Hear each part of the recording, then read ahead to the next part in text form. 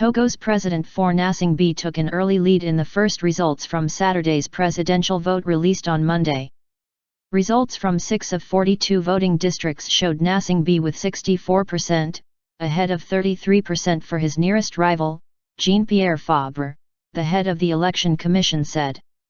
The rest of the votes were shared between the three other candidates, Election Commission Chief Issoufou Taffa Tabiou told reporters. More results are due later in the day.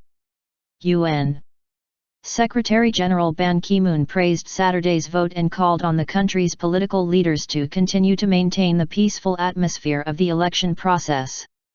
An observer from the regional bloc ECOWAS said Sunday there was no major incident in the voting. Togo's Independent National Electoral Commission has until 6 days after the polls closed to announce the results. Officials said turnout among the 3.5 million eligible voters was between 53 and 55%, which is far lower than the nearly two-thirds of voters who took part in the 2010 presidential election.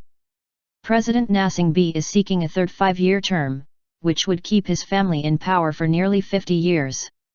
He assumed office in 2005 upon the death of his father, Gnassingbe Eyadema, who ruled the former French colony for 38 years. Rights groups have criticized Togo for using violence against protesters.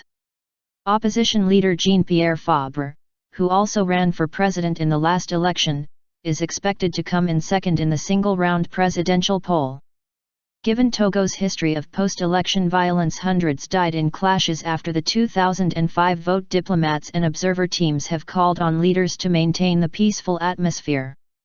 Security forces stepped up patrols as results were ferried to the seaside capital, Lomé, for compilation.